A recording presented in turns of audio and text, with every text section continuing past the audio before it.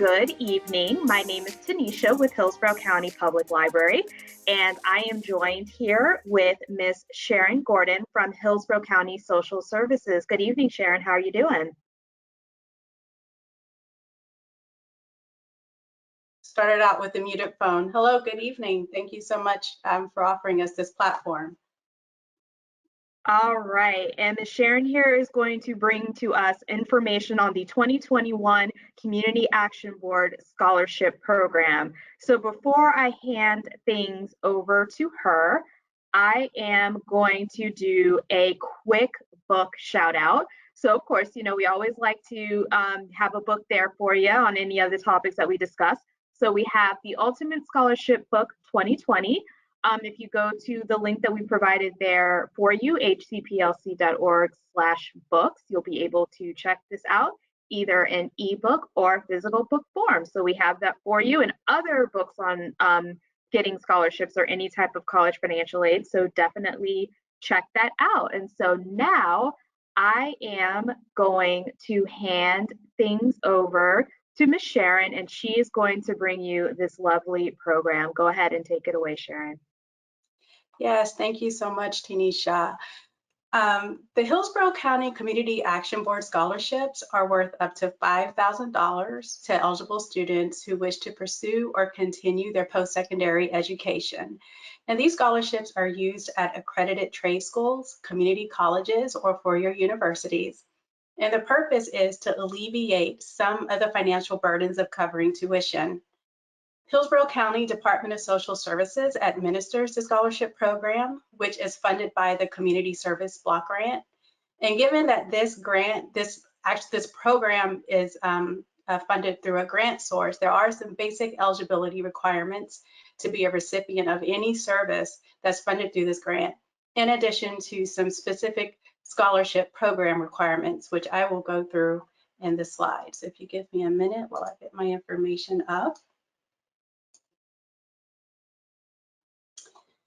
So the basic eligibility requirements for this scholarship program is that an applicant must be between 16 and 24 years old.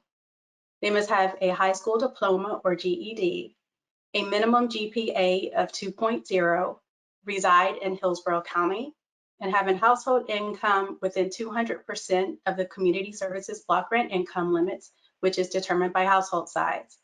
Now I want to go back to the minimum GPA of 2.0, and for graduating seniors, we reference the state GPA, the state cumulative GPA, not the local district GPA, just so that you'll be aware of that information if you were to consider applying for this grant. For grant eligibility, I'm going to move that out the way because I don't want to mess anything up. So for grant eligibility, in addition to the 200% income guidelines, we also require identification for all household members. And as I progress further, into this application, I don't know what's happening. As I progress further into this presentation, I'll get into more details of what is considered a household. So identification for all household members includes a state issued ID or a driver's license, a passport, a veteran's identification form, military photo ID. There's additional documents that we accept. So when you do review the application material, I encourage all applicants to look through all the documents that we accept, because this is not exhaustive of what we accept for documentation. We also request 2 separate verifications of Hillsborough County residency with address, and at least one verification must be a current physical address. And that could also be a state issued ID or a Florida driver's license. That can also be a utility bill, for instance, like a water bill or a electric bill. You can also provide mortgage statements or lease agreement information as verification of physical address. We also request the Social Security number verification for all members of the household. And this can be, if you don't have an actual Social Security card from the Social Security Administration, we can also accept documents from the, I have a brain freeze right now, but we can also accept government issued on letterhead documentation that has the Social Security number information in there, also transcripts. We also require verification of gross income for all household members for the past 30 days from the date of application. And that could be payment stubs, Social Security, benefit information, child support information. If the income is non-verifiable, meaning that maybe you're paid in cash or you have a business and it's not quite easy to provide income verification, we do have a self-declaration income form that's in the application packet that all applicants are to complete if you cannot verify income, or if the household member does not have any income, you're to complete that form. And we also request verification of resources for all household members. Those are Supplemental Nutrition Assistance Program benefits, Section 8 benefits, and this is only applicable if these services, these government benefits are provided to household members. It does not disqualify for services.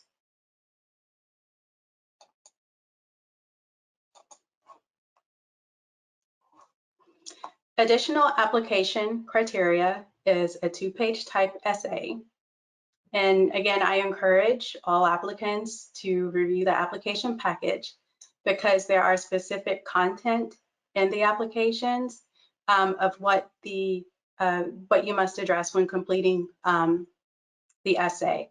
Also, there are specific formatting guidelines that you must adhere to when completing the application.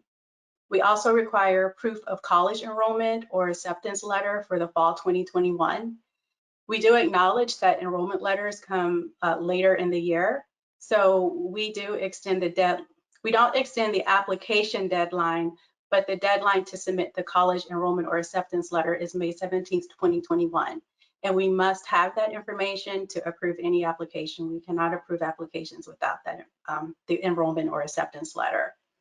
We also require the official school transcript and at least one recommendation form to be completed by the applicant's academic advisor, college professor, dean, supervisor, manager, or any mentor or faith-based advocate.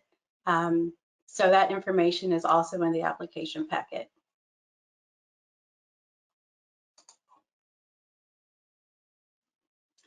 So who fills out and signs the CAB scholarship application? So anyone in the household who claims the student or applicant as a dependent for income tax purposes must complete the application. In most cases, this is minors, but I do know it can go beyond minors if a parent is claiming a student as a dependent on their income tax purposes. And if no one claims the applicant as a dependent for income tax purposes, then the student completes the application themselves.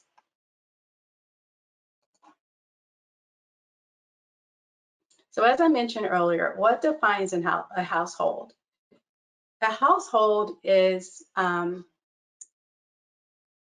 so if the applicant is legally married to anyone in the household, or have mutual children with anyone in the household, or file joint income tax returns with anyone in the household, or if anyone in the household claims the applicant as a dependent, or if the applicant claims anyone in the household as a dependent, if it's vice versa, then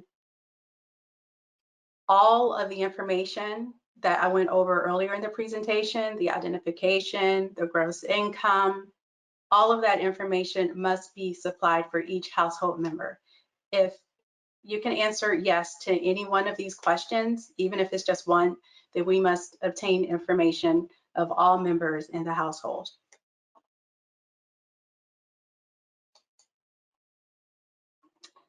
Some important dates. The application deadline is March 31st, 2021. And as I mentioned earlier, the proof of college enrollment or acceptance letter we must receive by May 17th, 2021.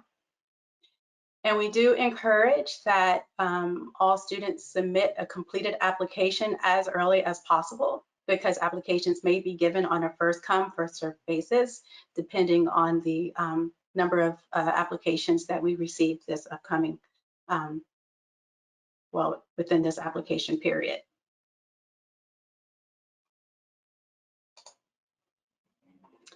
So when you reference the Hillsborough County website and review the CAP scholarship information, there's two application packets. There's one for new scholarship applicants, and there's one for returning scholarship applicants.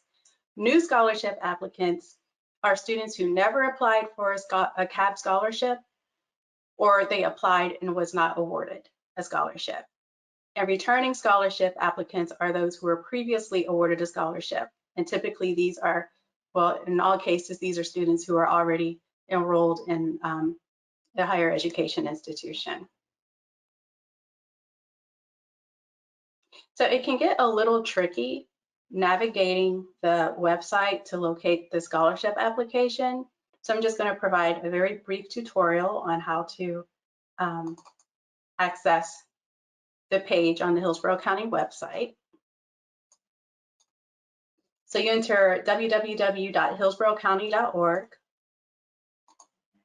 and in the search engine, enter CAP scholarship.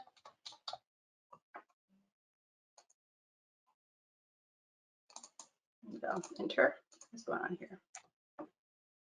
Okay, and then by this lightning bolt figure, select apply for a college scholarship, and it'll provide all the information that I've went over in this presentation and more information that you'll need to know. It'll provide the application an overview, the application availability, the eligibility guidelines, important dates, and then if you select, I have mentioned in the previous slides, what type of application you would complete. So a returning student application, for a returning student applicant, you would select this link and it'll take you to the application. And it'll provide all the guidelines, all the detailed information that you need. It'll also provide the 200% federal poverty guidelines per household by the number of people in the household. And it also provides, if you choose to mail applications, because sometimes students do have some types technological issues that they can't apply online. We also offer the opportunity to submit applications to this address at Hillsborough County BOCC, 601 East Kennedy Boulevard, 24th floor. And we also have a point of contact if you have any questions or need additional information regarding the scholarship. Another important area that I wanted to focus on is if a student completes enrollment and you change the institution, it's very important that you notify your eligibility specialist. So when you submit an application, an eligibility specialist will contact you and go over the application information. And if there's information that's missing, I know sometimes it can get a little confusing with all the forms and documents. They will give you they'll give you 10 days to provide that information. And it's very important that you respond and provide the information they request within the 10 days. Otherwise, you'll be disqualified, and we don't want that. So please keep in communication if you do apply with the eligibility specialist. And also if your contact information changes, please let them know, because if they try to contact you and they can't get in touch with you and they're missing information, that can also be a disqualifier. So please be reactive when they do reach out to you for information. And as I mentioned, there are scholarship essay requirements, and it's listed in detail. The essay requirements are different for returning and new. The applications are very similar because it's grant funded. The information that we collect does not significantly change from one type of applicant to the other.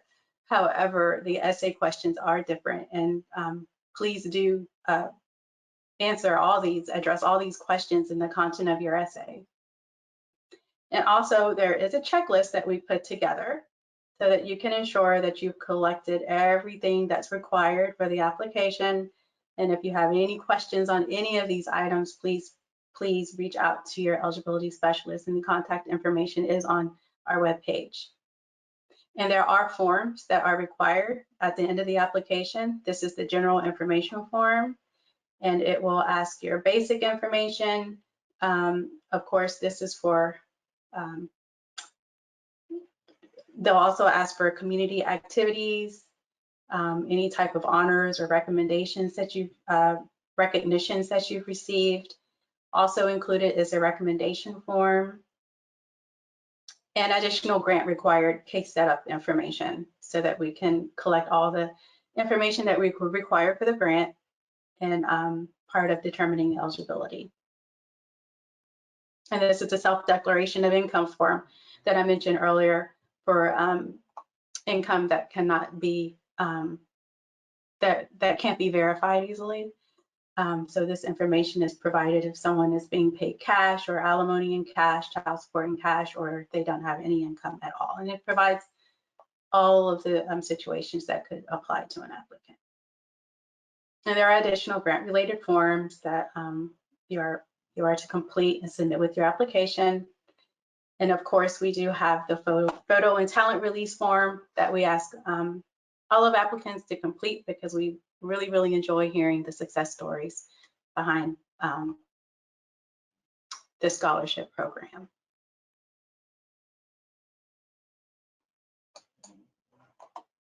So that's all that I have with the presentation. And I will bring it back to Tanisha. All right, Sharon, thank you so much for that really useful information. This is a wonderful thing that we have available for Hillsborough County students, so we definitely appreciate that. So again, I definitely encourage our participants this evening to drop any questions that you may have in the questions section of your control panel. And I know that we already have a few. So one question that someone has is, do you have to attend a state school to be eligible for this scholarship? As long as it's an accredited institution. We have students who have attended Johnson & Wells, Culinary Institute. We've had students attend a New York Fashion Institute, as long as it's an accredited institution. And just actually it's something I want to know. I know it says up to $5,000. So is there a certain increment that is up to, or is it on like based on like your GPA or based on your community activity? Like, how do they decide how much money you can get?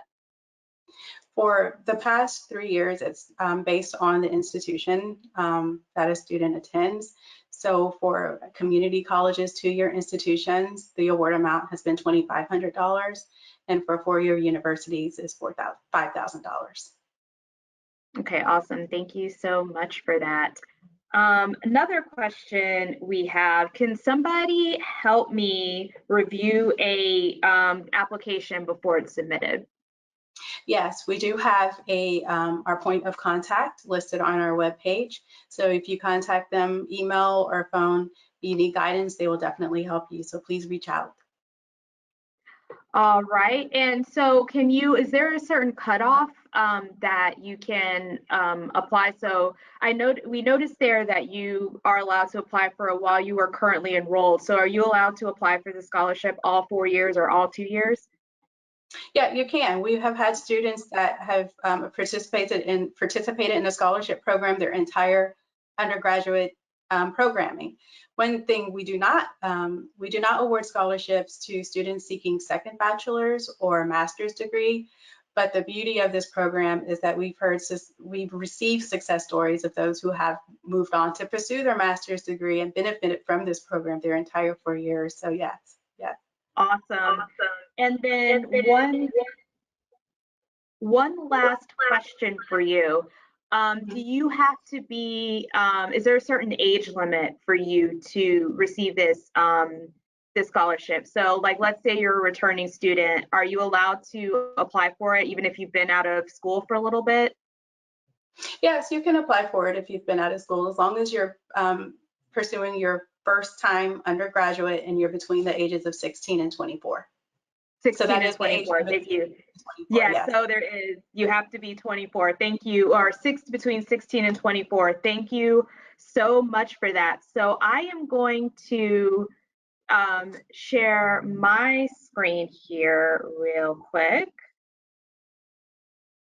And I'm going to wait, while I'm doing that, I'm going to wait to see if we have any other questions, but I just want to go ahead and thank you again, Sharon, for that wonderful information. This is such a really cool thing that we have to offer to our students here. So while we are just a little bit of wrap up, we had one final question there. Do you have any general advice for applicants, for those who are applying for this scholarship? Complete your application. If you have questions, please contact our point of contact or base that's in the web, that's on our webpage. If they apply and an eligibility specialist contact them and they were asking for additional information, please respond. Please be very reactive and respond within the time frame, because then you can be disqualified. And keep them notified if there's any change in contact information. So that's very important. All right, so yeah, it looks like your final thoughts are apply and keep in contact. Thank you so much. And just as a reminder to our audience who is watching at home, the place where you would find this scholarship is on the county's website, hillsboroughcounty.org. So again, if you just type in the search box, CAB scholarship, it'll pop right up to you. So we definitely encourage you all who are eligible to apply by March 31st, because this is a really good opportunity and you don't want to miss it. So thank you again, Sharon. And of course, we always end our presentations with the library, some helpful links from the library. So of course, you need to get in contact us. You can call us, email us, text us, carrier pigeon, however you think you can get a hold of us. You can contact us there. We have our link there for contact. Also, if you are interested in any other events and classes, definitely check those out. We always have something interesting to provide for you. We are in the middle of our Black History Month programming, a lot of really awesome things for that as well. And we've also included the link to the scholarship. Our link there is a little bit long, but if you just hit hillsboroughcounty.org and type in CAB, C-A, C as in cat, A, B as in boy, scholarship, it should pop up right for you. And Ms. Sharon from Social Services, Hillsborough County Social Services, we cannot thank you enough again. Thank you for this lovely information. This is such a wonderful opportunity, so thank you so much for joining us. Thank you. Thank you so much for this opportunity. All right, and that wraps it up for tonight. So good night, everyone. Have a great evening. Bye, everyone.